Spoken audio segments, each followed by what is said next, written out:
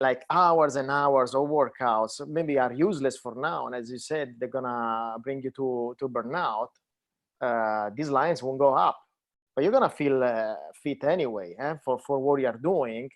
That's what we want now for the workouts that we are doing now, the strengthening and these HIIT sessions, and we want to feel fit for this, okay?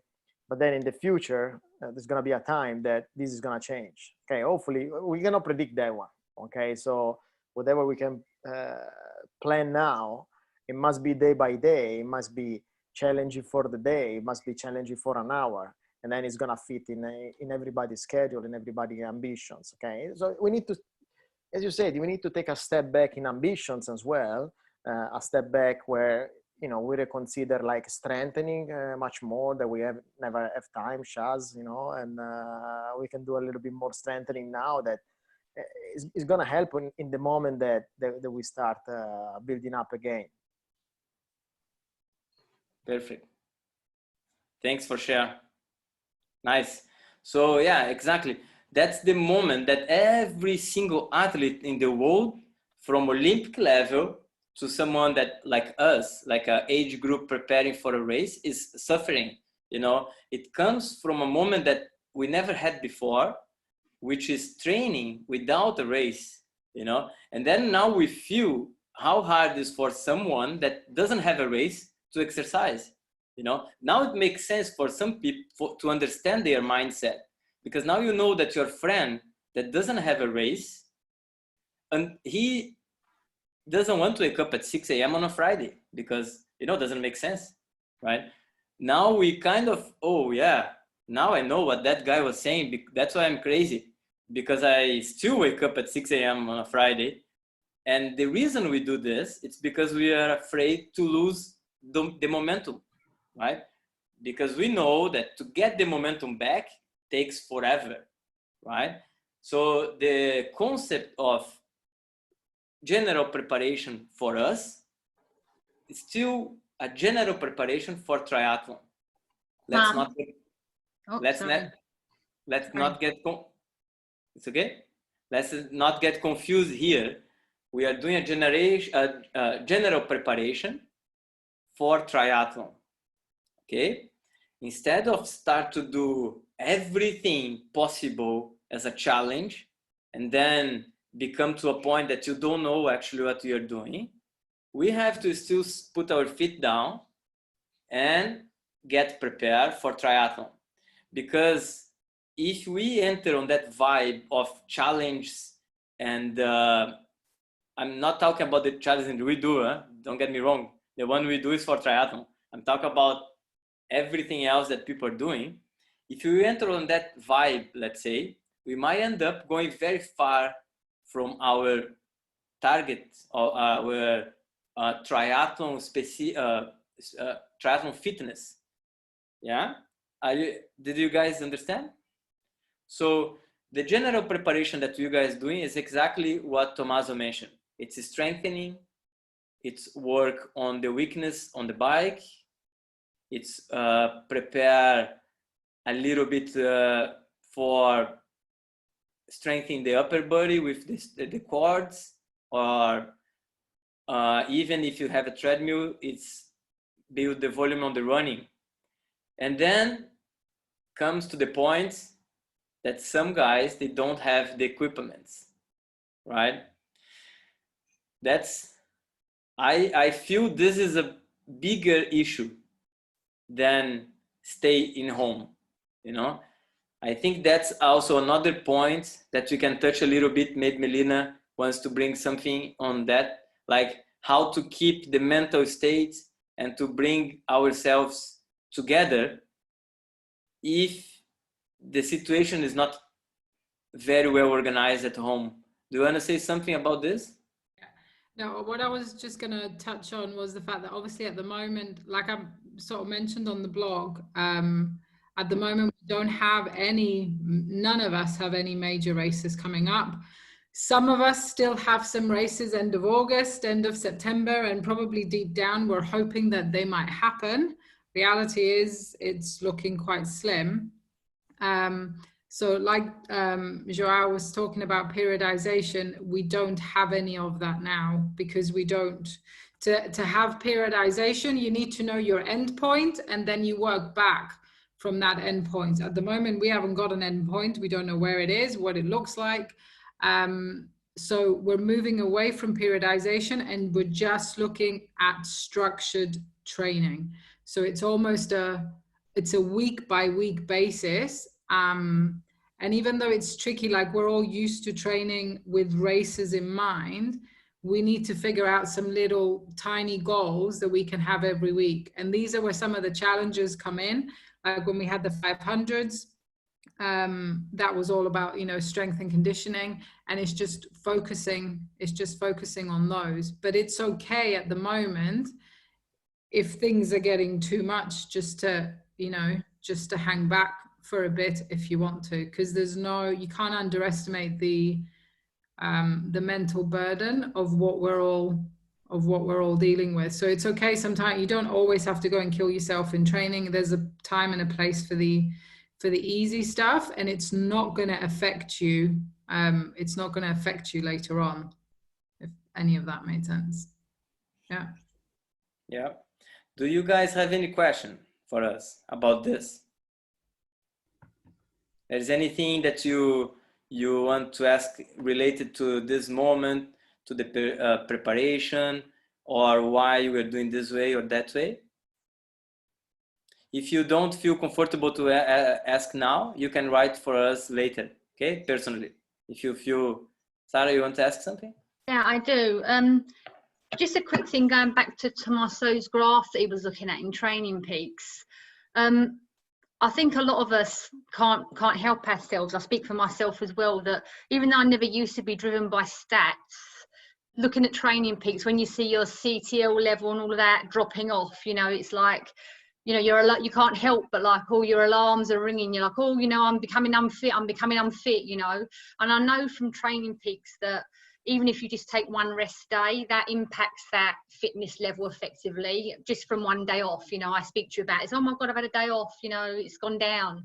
Well, now, if we're not doing the same kind of, I suppose, phases, like you say, you know, the base, the building, that's, like Tommaso was saying, that's going to come down. It's really hard to get your head around the fact that on paper, it looks like your fitness is deteriorating, although you're still doing very active training compared to the average person. How realistic is that? I mean, how quickly do we actually lose the sort of levels of fitness that we've worked so hard to accumulate? It's all well and good saying, you know, say, chill out, sit on a sofa, and that's good. And we all need it, I think, especially what we're going through. But how much do we lose? How quick do we lose what we've worked so hard to gain, especially the people that had such big races coming up? You guys, can I answer, if you don't mind? All right, Sarah, that was a nice question, and I'm gonna give a little bit of my points before I answer the question, so everybody can understand what you say. Maybe some people are not so used to Training Peaks. Okay, so Training Peaks calculate your fitness level according to the activities that you do, right? They call this CTL, okay? This is everything that you do on Training Peaks. Gonna be, if you use power or heart rate or whatever you record there, it's gonna combine in a little complicated formula, and it's gonna tell your coach how fit you are, okay? And this means fitness for everything: swimming, cycling, running, and strength. So Training Peaks CTL does not break down the sports fitness. So if you swim a lot or if you swim less, but you bike a lot or you bike less, it's gonna compensate each other. So that doesn't mean when your CTL, your fitness level is very high, it doesn't mean you're gonna run like a crazy man or a crazy person, because this can be only related to your bike hours. Let's say somebody that bikes a lot, you know what I mean?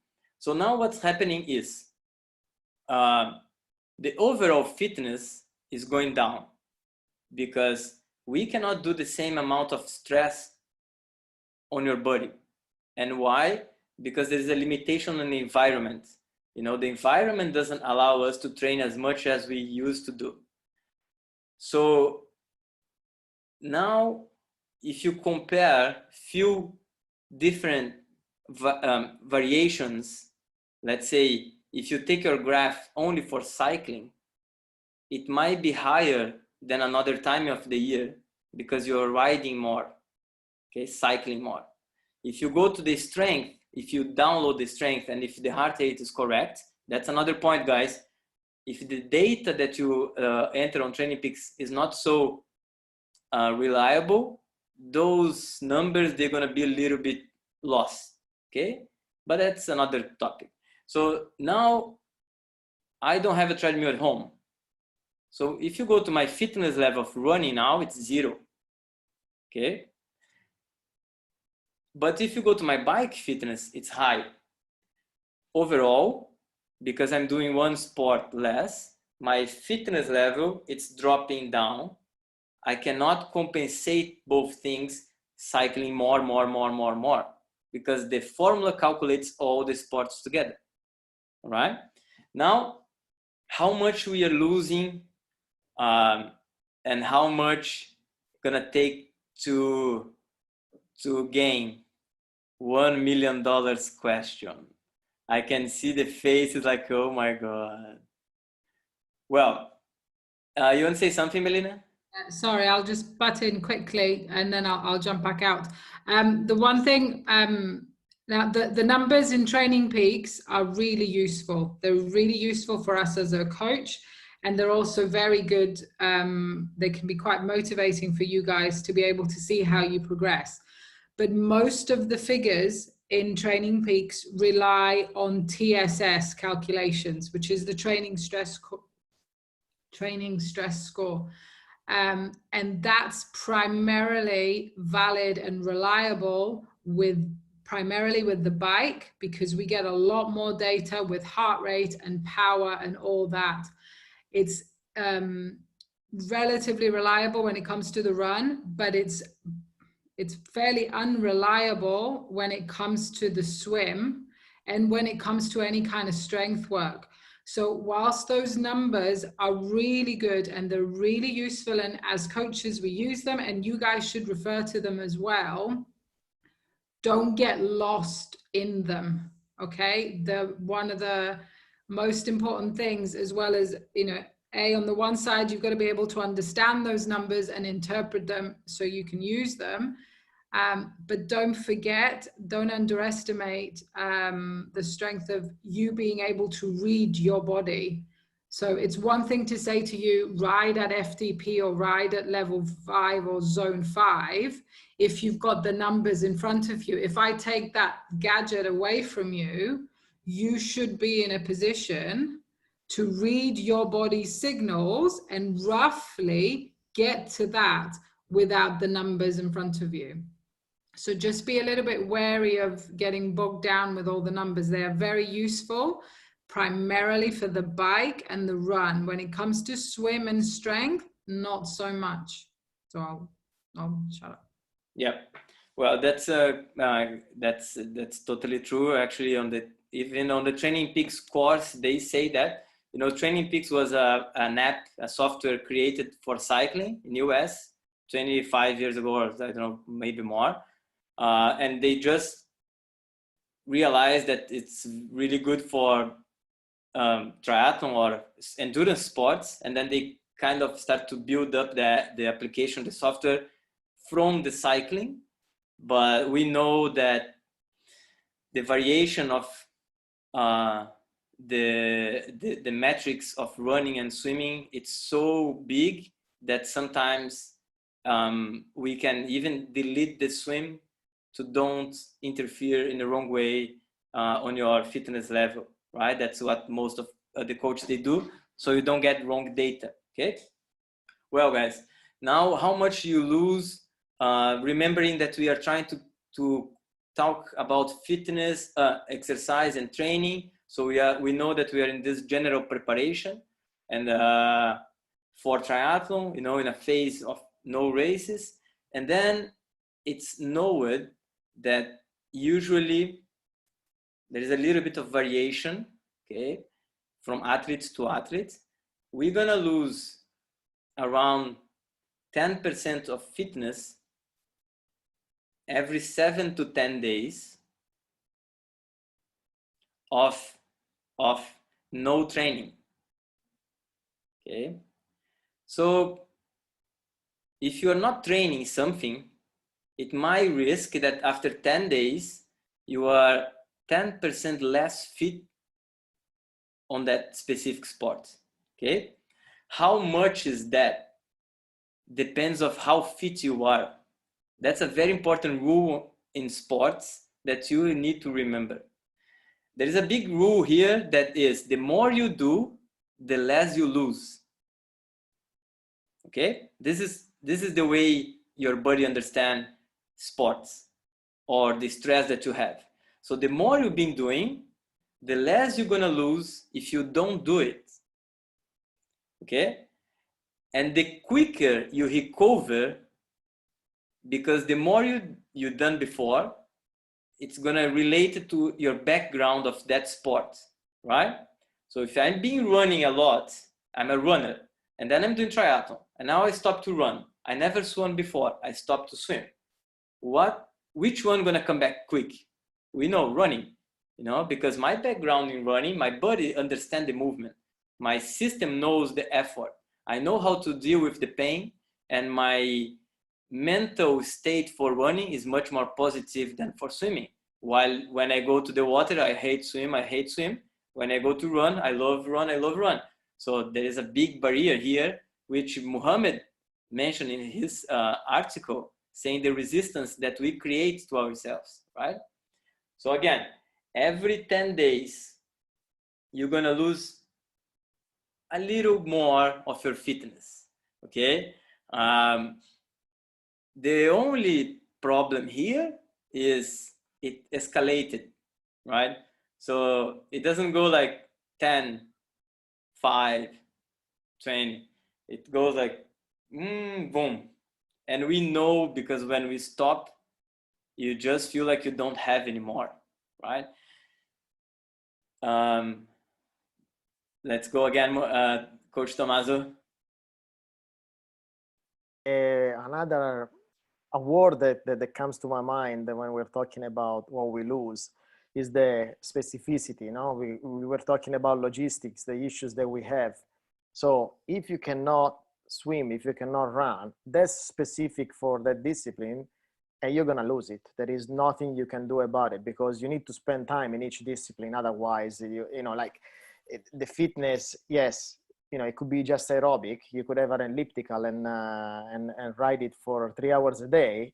Yeah, you're gonna get some fitness, but the specificity, that the fitness is not quantifying that one. You know, like joints and ligaments, when we start running, Shaz, they're gonna suffer. Okay, so this one we cannot estimate. I mean, like we should have a you know, like deep knowledge of everybody. We should know everybody really deep to know what you're gonna lose in terms of specificity. So as you said, it's going down. We try to keep at least our aerobic endurance active, so that, you know, our body is going to respond again as soon as we spike. But if you don't have the logistic to do some sports, those when you're going to lose the technique. It's the technique that you're losing. So yeah, we can have some workouts that are going to focus on some of the drills, you know, like we've been stressing with the stretch course, because now we can see something that we were not looking at it when we were in the pool or in the sea. Now we can see it. But that's, I think, the main thing that we're gonna lose. Specificity for me. I feel like you know, I'm losing like running outside. I'm losing like riding. It's okay, but I'm losing swimming in you know, with a longer reference, with a longer point of view, and outdoor. So that's a big one, I think. And that one, much more than the fitness, aerobic fitness, or our VO2 max or FTP, is gonna take longer to get it back, because the risk is, especially for young guys like me, to get injured. Okay, so I'm gonna feel myself like, man, my Garmin is telling me, because I'm running on the treadmill, that my VO2 max has improved and I can run fast and everything. I'm gonna go outside, I'm gonna smash it, and then I'm gonna have issues with my calves, with my knees, with my joints, because we're not doing that. So we will need to be very careful, and you are in good hands. No, I think it's a perfect point to talk about the build up after this period of time, where we all might risk to get injured just because we want to do everything together. And I'm sure I'm gonna receive thousands of messages when they open the lockdown. Coach, I need to do this. I lost this. I'm like this. I'm feeling like this. Oh my God, where's my power? And it's okay to send to me. I receive very well those, but be calm, because the same way that we build your fitness before, we're gonna build again, and quicker. Remember, the more you have done before, the quicker you're gonna recover. Olympic athletes, they have a very hard rule on themselves, and which is kind of a panicking rule, because that's how they think of training.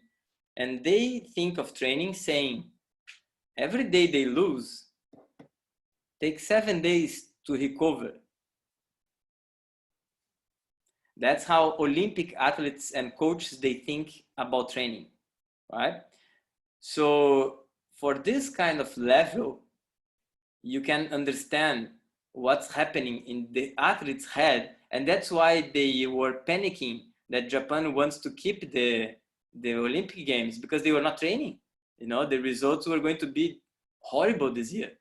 So there's no way, a part of the corona, but the results of the training, How I see for us, I see that if you're not doing a very specific sport now, and you're not touching any muscle of that sport, like you're not doing any stretch cord for swimming, you're not doing any upper body, you are not engaging those muscles at all, it might take almost a month to go back to that level that you are from the day one. If you are not touching anything, let's say you are totally lazy to try to keep your fitness on that specific sport. If you are being able to do a little bit of that sport, so if you are running on a place, if you're jumping, if you're keeping your muscles and joints a little bit alive for running, doing our strength training, for example, that I try to do a lot of jumping for the calves, exactly because what Tomas said, when you go outside, if your ankle and your calves are not strong, we're gonna damage ourselves. So I do a lot of jumping there, right? So if you're doing a little bit, then it might take 15 to 20 days to start to feel that you are back from the day one, right? Now, if you're being able to train that specific sport indoor, it might take 10 to 12 days only to start that, to feel like, oh yeah, I didn't lose too much. That's how you're gonna feel. You're gonna feel like the environment, the heat and the humidity and more the conditions, they're gonna affect your fitness more than the exercise itself.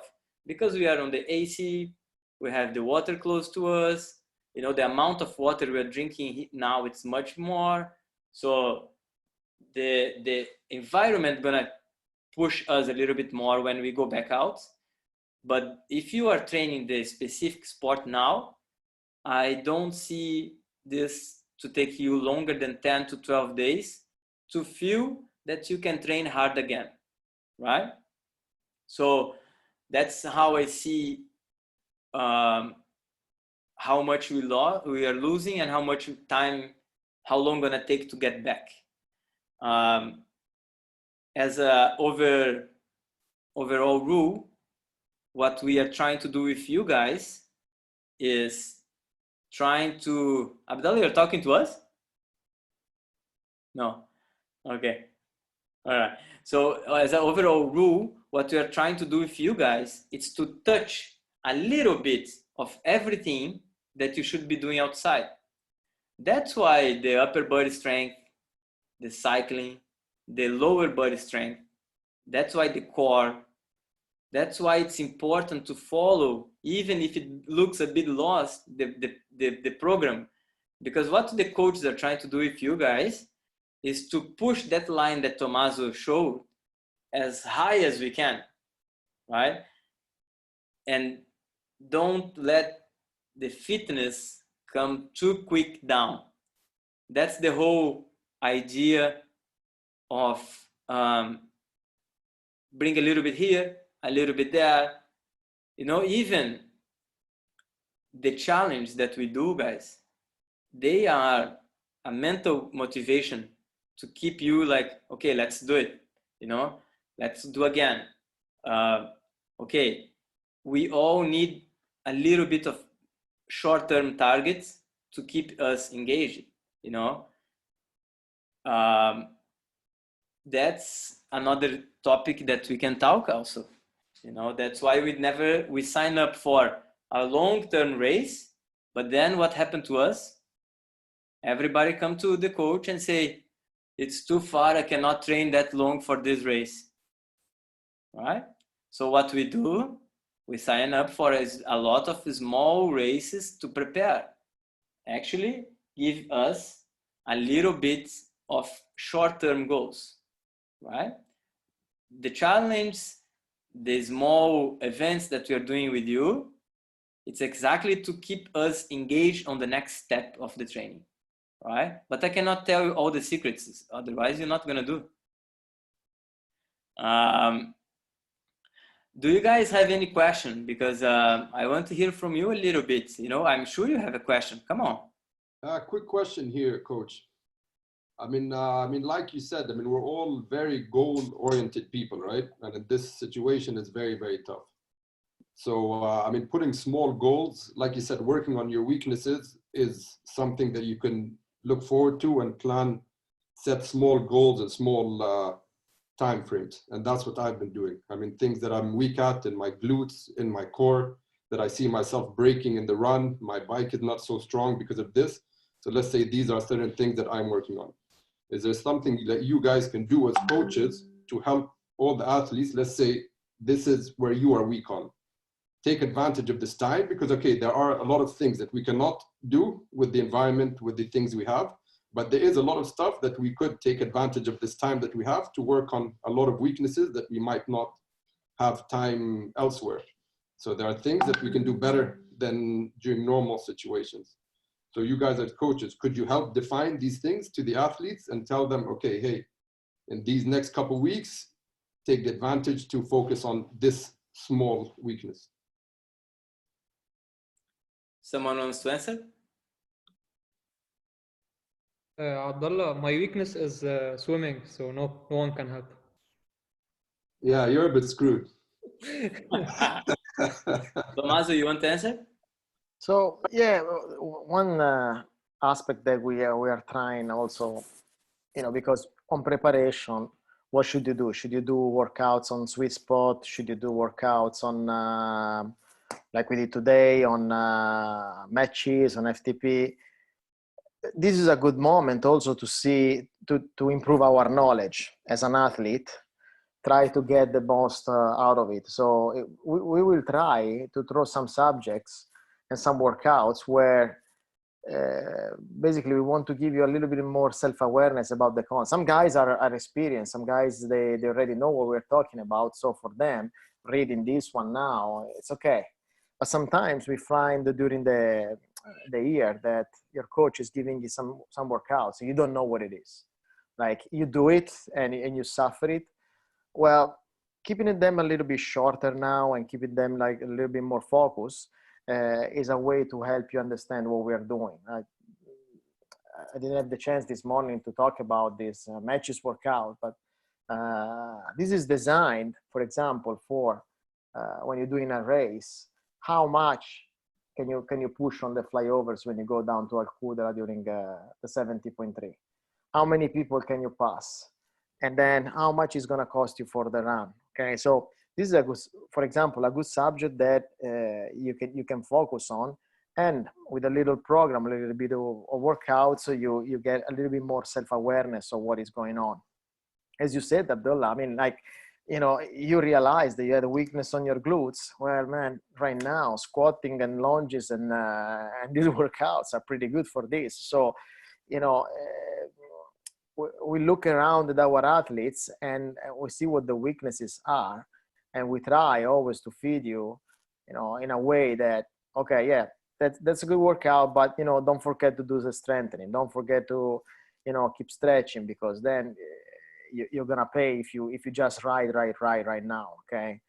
Joao the other day said my hamstring are super short now. It's been riding forever, but there's nothing we can do about it. But we can help with a little bit more stretching, and and the feedback now more than ever.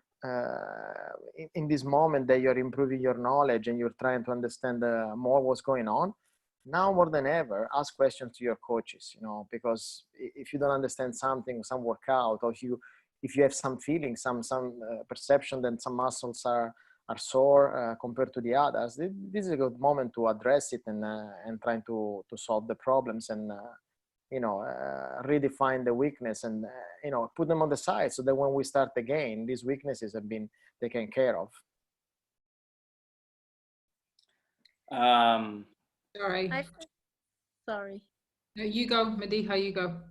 I think instead of weakness, I don't know, it's my point of view on this. I see it as a complete more maintenance kind of phase. So to keep fit, maintain the fitness level, and maintain the level of where we end and where we are right now, because the whole thing has had an impact on our lives. And I think it gives me a huge strength psychologically to keep my day structured, to build and fill in my day with nice workouts that keeps me busy, have little goals, as we mentioned.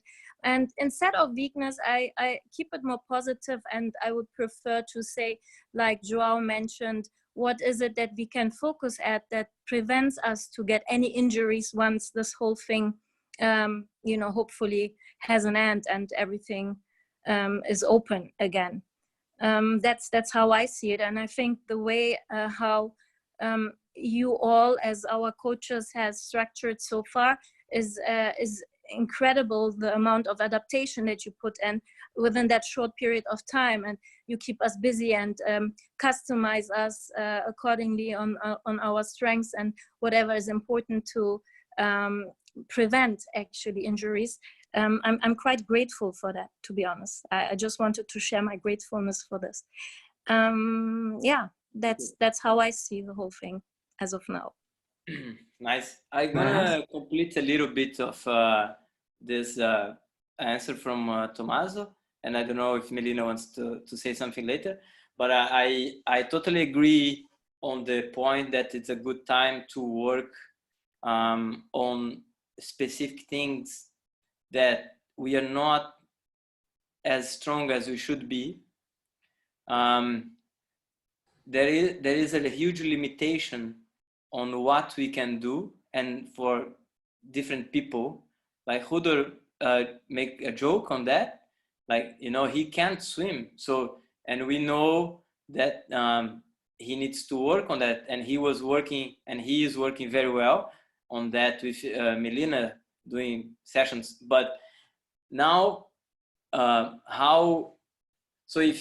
my point is, like, completing with what Mediha said, is to don't feel, because there is a overall feeling that we should be doing a lot of stuff, right? Even social media saying, if you don't learn a new skill during the period, you are losing time, which I think is just a bullshit, because if I don't want to learn anything new, I won't learn anything new, and I don't care. So this kind of pressure, I don't think it's really useful for everyone's mindset. I think it's more, at the moment, a way of, I agree on the maintenance work, and a more like keep the ball rolling style. And then, of course, if you have the opportunity to do more of something that you were not doing before, use the opportunity. So this last week, for example, if you did everyday workouts, the strength workout of Bespoke Ride account, I am sure by now you are sore, because we never do everyday strength, right? So, you know, this is a huge moment to improve your strength. For me, I did core session almost every day this week, and I'm feeling much stronger on my core, much more than when before the Ironman South Africa that we were ready, you know. So this kind of learning, and then comes to what Tommaso said, learning about yourself and feeling like, okay, I'm doing more of this and this is improving. Let me save this information, because when I come back outside, I cannot stop to do that because it's working, right? So we cannot fall slowly on the previous routine, because there is a new learning about yourself that we can use later, you know, even if it's a reduced time, let's say 15 minutes, 10 minutes, but try to remember things that you feel that are working out for you that we're going to use in the future, right? And then share with your coach, share with me, or write down on your training peaks. Very, very useful. Just write down there. And then one day you go back, oh yeah, I remember that, you know? So these little things, they're going to make a difference on your fitness later, you know, when we get back there. Can I say something? Yes, please. I have a question, because now the next month it's supposed to be open, I guess. Like, I feel that in few weeks, 2 weeks maybe, it's open again. But then it's Ramadan, and in Ramadan, I mean, I don't know who is fasting, but few of us are fasting, I guess. So do we have any recommendation how we can be fit also in Ramadan, or what can we do in Ramadan? Melina, you want to answer this? Can I just say something just from personal experience? Hamid, so in Ramadan, usually I've trained while fasting, but it is recommended to train 1 to 2 hours before eating. And if you can push, you'll be able to push as much as you want 1 to 2 hours before eating, but don't do it. It's not recommended to do it in the morning, of course, or during midday, of course not. The good thing in Ramadan, hopefully, working hours will be shorter, so you'll have time in the afternoon to train between 5 and 7. I've done that multiple times, and from my personal experience, I was able to push normally, like I push every day in my training while not fasting. Really? So I don't think it's a problem if you manage it properly. Training hard after eating is also not recommended, because you won't be able to do it. You'll throw up, basically. Yeah, that's one thing. But I don't know if how you guys are looking at it. But given that now Ramadan is coming, and not only Ramadan, now it's a summertime. So if you think about it as a triathlete, you should be in your off season anyways. Usually all athletes have off seasons, and there's a season and the off season. The only problem in triathletes is we always have a race scheduled at some point, and we train as if like there's no tomorrow. So now, honestly, if it wasn't for the situation or anything, there wouldn't have been any races around here, because usually June, July, August is empty. I think, yeah, taking it as an off season, and in the off season, basically athletes have fun in training and work on building a solid foundation in the gym, because later on you won't be able to do it. So yeah, you'll have a lot of time training, and the foundation that you're gonna build now from strength will help prevent any injury later on in the season, because in the season you don't have time to go back to strength as much as you have time now. If I can just butt in on that one, Because I've been, the last sort of year or so, I've been focusing on a different nutrition strategy, which usually involves most of my training is done in a fasted state.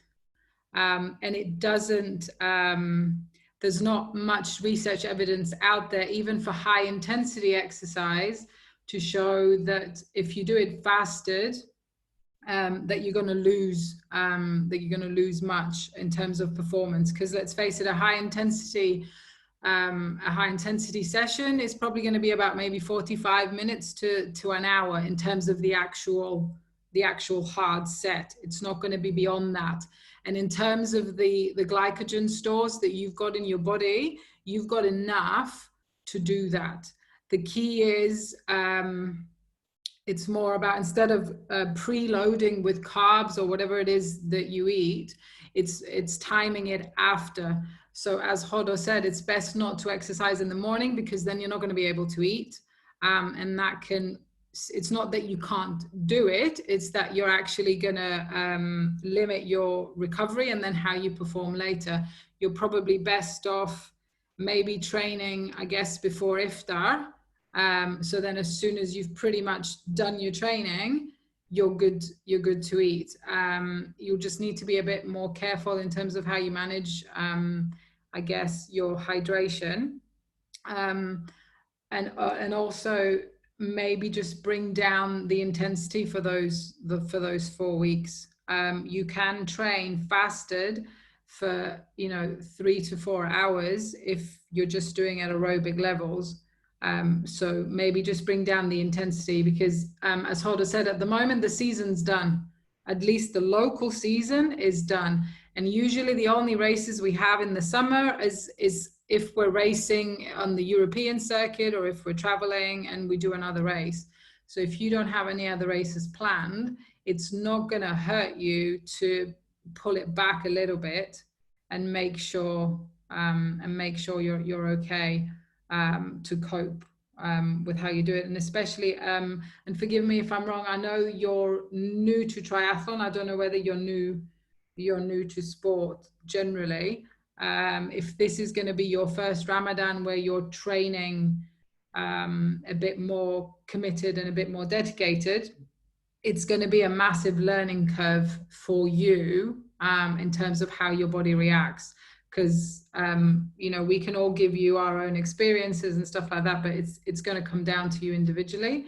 So just take it steady and see how your body copes. But definitely, like Hodor said, time it, I would say, later in the day. So as soon as possible after you've exercised, you get some food in you. So then you're boosting your recovery, and then you can get some rest.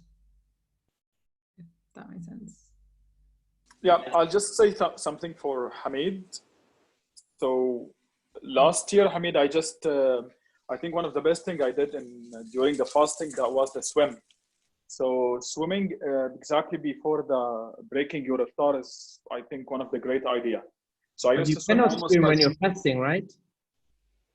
I mean, talking about religious stuff now, I'm not part of it, but I mean, for me, like, it's fine. Because that they have, I mean, you can. Yeah, but I mean, in terms of sport, I mean, swimming was like one of the best things I've done while I'm fasting. You don't feel like you are tired or fatigued at all. And again, as Melina and Khudr said, I think not before 5 o'clock you can start, as like we break our fast by 6:45. So yeah. Swimming, I think, will be the best idea to do before the iftar. I will discover. Thank you. If we can swim. Oh, sorry. Abdul, you want to say something? Yeah, just a quick point. My experience as well from last year was it's very important. I agree with everything in terms of training beforehand and so on, but one of the critical points that I found is you need to be extremely careful about what it is that you're consuming when you're not fasting at night. And in particular, what electrolytes and hydration you're putting in your system before you wake up in the morning. And that allowed me to train almost the same as before like everybody said, before you break your fast in the afternoon. And I think now that we're used to being on home trainers, that's even better. And I've been able to put in as much intensity as everybody else. And I also, like Imad, worked on my swimming. I found a nice priest or imam next door that told me that it was okay, so I did it. Nice job. But the food, but the Sorry. main point is being really careful about your food and your hydration when you're not fasting. What are you putting in your system for the next day? Yeah, can imagine. Sorry, just jump in on, sorry, just one more point. It's not necessarily relating to Ramadan, although it can be linked to it, but it's more of a general comment because we've talked a lot about how we structure our days, and that training gives us a lot of structure and a lot of motivation. And at the moment, we're all kind of searching for an element of normality to this mess. Obviously, Ramadan's about to start in a week as well, so that could add an extra complication for some people. One of the most important things to always keep in mind, and I think that especially at the moment, I don't know about you guys, but it's definitely not something that I've got right by any means. I'm still kind of working on it, is your sleep. And obviously at the moment, we all still like to get up early, and we try and do our sessions together as much as we can. But if you haven't had a good night's sleep, and there's some flexibility in your day in terms of your work or school or whatever it is, then take the sleep. You were supposed to be sleeping between 7 and 9 hours a night. If you sleep less than 6, you're increasing your injury risk by about 40%, and your time to exhaustion will be quicker by about 30%. So be very mindful of what your sleep patterns are at the moment, because of all this that's going on. Obviously, we've got Ramadan coming up, but also when we go back to normal, whenever that is, don't underestimate. You can be doing everything right in training. You can be eating really well. You can be working on your stretching and your core. Then you go to bed and you only get 5 hours, and you're slowly undoing everything that you're trying to do. So try and focus on that a little bit, and put some sort of structure to your sleep, and say, by this time, I'm going to go to bed so I can wake up, if you want to wake up and train early, so you can get early, and then that doesn't affect you too much. Yeah, I totally agree. I should bring Antonia to listen this now, because she doesn't. She needs to listen this kind of information, like I'm going to bed and sleep now. Hello, Julian. Welcome. All right, guys. Shaz, I think you have a question. Is it clear now, Hamid? I think you overall, just a quick, very 1 minute to finish. It's individual and according to you to adapt, and your coach to adapt to the situation, right? So day by day, you're gonna feel better training fasting, but the beginning, I can tell you, gonna be very hard.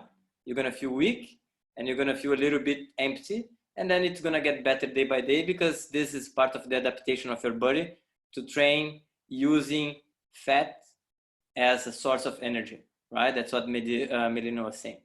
Okay, Shaz, do you want to say something? Yeah, coach. I'm not sure if it was covered before. I don't think so. I do have a little bit of ADD. I think it's clinical. But just just quickly, we're doing a lot of training. I mean, I'm training a lot. I mean, I'm sure everyone is. I see everyone's social media. I think I'm training almost every single day. And whether it's the endurance stuff, biking, running, strength, cardio, whatever. Obviously there's a lot of fatigue. And I wanted to ask you guys as coaches, I mean, are we overdoing it? And 2, what is your suggestion like to get over the fatigue? I mean, should we be cutting back if it's feeling too much? I'm sore all over the place. Should I post your training pics? You want me to share it? No, wait, I forget to record some stuff, you know, I don't record strength and cardio that much.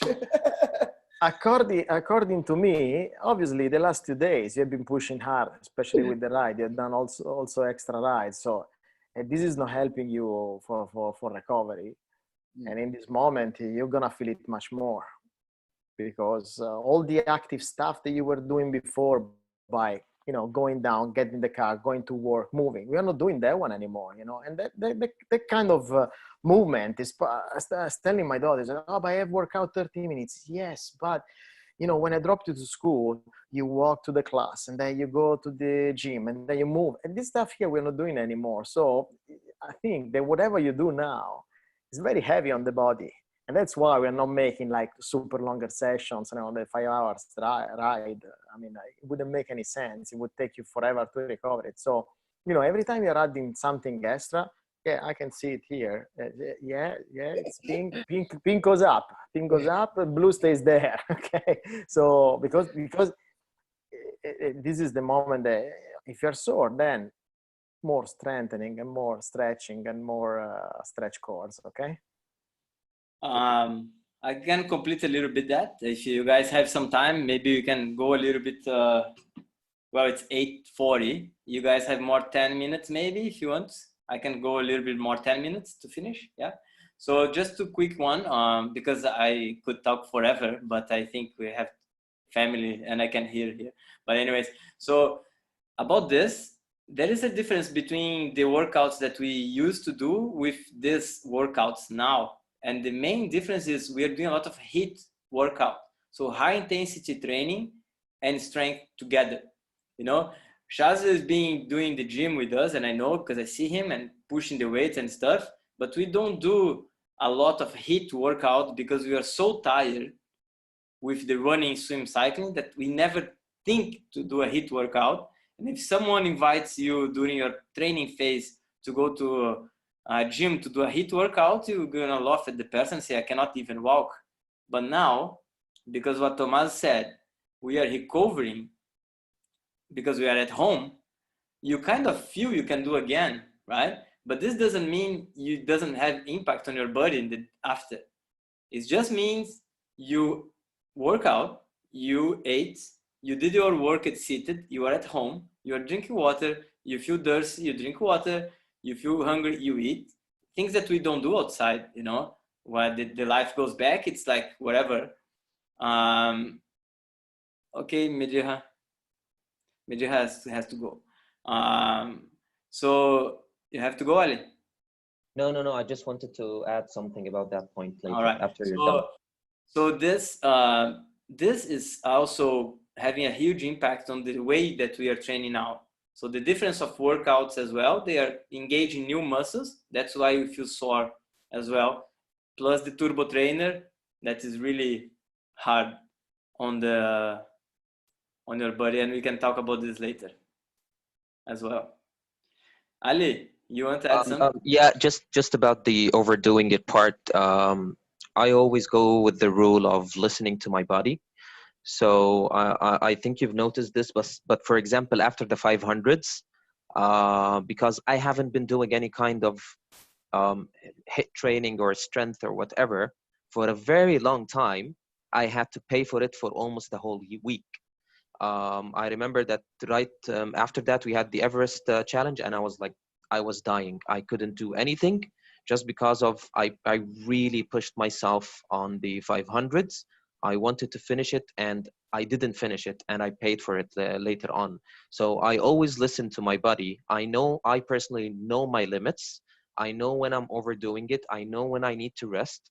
I know when my body's slightly lazy, but you know what? I'll just get up and do it. So you need to always listen to your body and your coach, of course. Yeah. Yeah. No, but that's amazing. You know, this is amazing because that's a very important point of a tip that it's so easy to overdo now, and probably we are overdoing a little bit, everybody a little bit. But So I think what Ali said is totally fine, you know, and you know me, you know, you can don't do it now. It's okay. I'm never gonna text you or anything. You might just have to do another time, but you can don't do now. It's okay. Guys, I think we are getting to the end here. You know, we can for sure we're gonna do again. I think it was really good. We can do this another week. I think it was very positive. Julian, do you know that you came 1 hour later, right? What? Do you know that you Yes, came yeah. 1 hour later? Yeah, you Yeah, know. I'm late, but you just precise that we can just come over and say hi. So it was Yeah, just say hi at the beginning. Yeah, because I had Oh, to do no, Tommaso's training before. So okay. Guys, do you have any last question or anything you want us to talk more, or anything that we should approach on the week? Because we want to, if you cannot answer now, we want to send a quick chat for you guys later. Sorry, I know Ali sent me a question on Insta. I know about the cycling FTP stuff, but we'll just add it onto another one and we'll answer it during the week. Yeah, I did see that, sorry. Do you have some insights when the next race is coming? I mean, as coaches, maybe. But it's probably I hear you, not this year, right? I hear. Yes. Joe, you said something about full Ironman individual relay. What was that about? Hamid, unfortunately, I don't have an idea yet about the full Ironman. that's why I joined the video. Well, you know, we always have good ideas. Sarah, You also mentioned in chatting, I think, with Julian about Everesting, but not Everesting doing it over 5 days. You mentioned Everesting. Okay. 1 day. Okay. All right. So we're all talking about resting and taking time and sitting on the sofa, and really everyone wants to ask, what do you mean about the Ironman? What do you mean about the Everesting? You know. All right. I was afraid of the question because I was afraid to relate it to everything we said. Listen to your body, listen to your coach, don't overdo. But we are thinking to do a relay at the end of the week, which means each person gonna do one part of a full Ironman distance without overdo what they can. Let's say I'm able to run 10 kilometers on the treadmill. So we're gonna match people to get to the full distance by the end of the day, right? It's gonna require a little bit of organization from us, from you guys, and we need to see this is gonna be possible. That's why we haven't like organized well. But let's say I can do a stretch cord and then someone jump on the bike and do an ITK, and then I go back to the bike, do an ITK, and then someone else do. So we're gonna drop you a message tomorrow morning asking a few questions like what you can do and if you are willing to do. It's not if you don't feel like doing it's okay, you know, because you're gonna take a little bit of logistics on your at home, right? Because you might have to go to ride at 3 p.m. or something like this. There is an option if someone wants to do in pairs, so a double half Ironman as well, like Abdallah gonna do with Muhammad. So Muhammad gonna do half, and then Abdallah gonna do a half Ironman. Muhammad didn't know, but I'm telling him now, right? I can just do the bike. Imad gonna do burpees while everybody do Ironman. So he gonna be doing burpees, yeah. I'm gonna just do the bike. Yeah, sure. For how long you have to do the burpees? Just 15 hours. We're gonna keep going. Okay, that's it. Fine. Okay, no problem. And so that's the idea. Okay, we're gonna organize for you if you guys want to do. So if you don't want to do, we're gonna do as well. So it's fine. Imad, which muscles grew after the burpee thing? You would actually lose muscles my after. elbow. I'm serious. My elbow was hurting for almost 3 days. I don't know why. The triceps. No, that's the ligament of your triceps to push yourself up. That's yeah. So it was like I think 2 days to recover from that. Yeah, even the second day I was laughing when I was awake. I couldn't even get out of the bed. And then we have, so to finish off, then to give the idea, then we are thinking to do the Everesting as well, but that's the other weekend, right? So if anyone wants to climb the Everest non-stop also, we're gonna try to organize as a group, okay? But don't think about that, don't worry, it's fine. That's don't worry about that. We're gonna talk later. I think, coach, you want to finish this? How you feel? You want to say something for the team or something? Food is ready. No? Food is ready. Guys, do you want to say something to finish or anything? Thank you. Thank you to all those that wore a little bit of pink. Thank you, Khodar and Hisham and Sarah. Thank you. That's all I need. She's Thank making you very much. Yes. wear pink all the time. I have to. Obviously. Thank you so much. Sorry, Melina. Amazing. Sarah, yeah, that's pink enough. I have a pink bike. All right, guys. Look at that. Love it. All right. See you. See you guys. Thank Bye. you, coach. Good evening. Bye. Thank you, guys. Appreciate your times. I'm gonna be Thank the you. last one to finish, to close, so you guys can do whatever anytime you want. Ciao, ciao. Thank you. Thank you. Thanks a lot. Thank you very much. See you guys. Thank Good to you. see you. Sweet dreams. Coach, you stay with me for 3 minutes? Okay, okay, we stay. Of course. I can stay. Yeah. See you guys.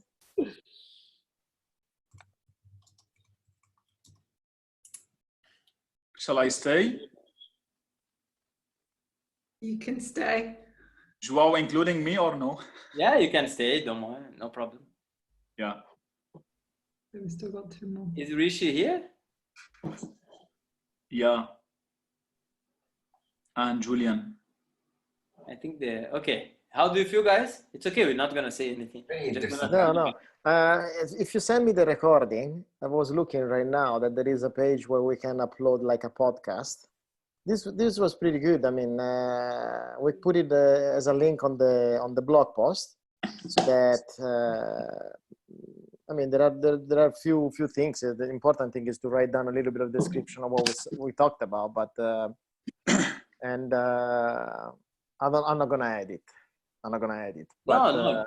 it's full file. It's an hour and 10 minutes, so it should be good. It's a free portal where we can upload this kind of stuff. Okay. What do you think? Yeah. No, I think it's perfect. I record everything. I think we should allow people to listen to this and go back as well if you need, as a little information for everyone. I've taken also some notes. This Ramadan fasting thing, it could be a subject that I mean, I'm not familiar. I've been fasting just because I couldn't eat, so I just went training like I need to go. But so I don't have any insight. But if you guys are more experienced with the athletes and stuff, and you wanna, keep it, take it to the next level, especially because now, what can you do? What you can do, you're training in the house, so there is no rush to go to the autodrome, otherwise it's closing. There is no rush to go to Al Qudra because you cannot. So you can take it in easy, and once you break your fast, then there is no need to train right away. But you can wait, for example, or something like this. It's full of mosquitoes. It's killing me. I mean, I don't know, obviously with Antonio and stuff, but could we get some input from Natasha on that one? Yeah, for sure. Yeah, I think we can add a little bit of that. Then the next one, we can bring her, and I try to see how we do that. Manage, yeah, I know, but it might be to have some of the some feedback from her, I guess, on that one. I think one of the questions that came through, Ali sent me a question on Instagram, and it was, If you want to develop your FTP on the bike, do you have to stick to specific FTP development plans, or can you vary your training and then still expect the FTP to come up? So maybe we can have another talk on pretty much just around FTP on the bike or just bike performance, and that seems to be what the most of our athletes have a trainer. Most of them are still cycling, so maybe we can focus on a little bit of that, and then I guess we could have some other ones if this looks like it's going to go on. Maybe we can have a specific one or a run specific one or stuff like that. I don't know. Yeah. Sounds good. Mohammed, how was it? I think it was a really civilized, excellent talk. Yeah, very. Did you like Marco?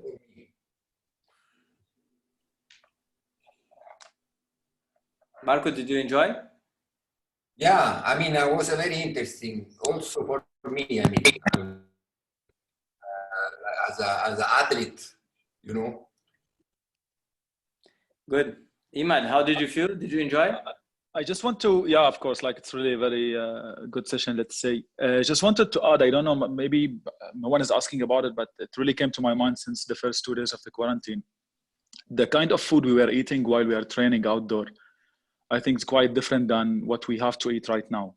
So, I mean, for me personally, I just adapted like all of my food intake, lowering the carbs and cutting the sugar, processing sugar for honestly like 100%. It's like 0 sugar. So I don't know if we can maybe just highlight that. Well, do you mean that basically because at the moment we're at home, we're probably fueling with proper food, whereas when we're outside, we might be having gels and whatever we find at Zad's? Is that what you mean? Exactly. And even like, you know, previously we were even burning calories almost like 30 or 40% more than now, because of the normal movement, like going to the work, using the stairs at work or whatever. But now we are just at home. So the bike, it's exactly, let's say 2,200 calories burned. So I think, maybe because some of people, I've heard a lot, they are gaining weight, even they are exercising, but I think nutrition, nutrition going to be a good point to talk next time. There are a lot of topics to adjust on that, and we can have different views, you know, like a low carb diet, a high carb diet, protein diet. We can talk a little bit of everything without being so scientific, you know. We don't need to like be like professional, but we can give a little bit of if you do this might happen and stuff. If we have a nutrition talk, I guess, unless Natasha comes on, I think we have to be quite open at the start of the session and say, none of us are nutritionists. We are only giving our perspective and our experience, giving them guidelines. I think if we go down, like I said, unless Natasha comes on, Natasha can give a bit more specific advice, but if it just sticks to us, I think we tell them, this is just guidelines, this is just advice of what's worked for us, and if they want more detailed stuff, they need to actually go to a nutritionist. I think very, very, very important. This is a, you know, I totally agree that we shouldn't be the coach that say I do everything, you know. I totally agree. This is not the best way to approach our coach style, and I know you guys also don't do that. So I gonna try to organize our home here, that Natasha gonna be at least half an hour, you know, and then so to cover more, because this is a very deep topic, and we need to be very smart on the way that we discuss, to don't go super long in a conversation, you know. But anyways, it's very important to talk about that. Guys, I just want to thank you for your time. Thank you, dude. So much. Thank you. I'm getting so much feedbacks from all the athletes now. They love it, and really appreciate your time. And I think we did a very, very, very good job, and we need to do again. Yeah, definitely. Okay. Well done. Thank you so much. Night. Ciao. Bye bye. See you. I'm gonna finish the meeting, okay? Yeah. Bye. Bye bye. Yeah.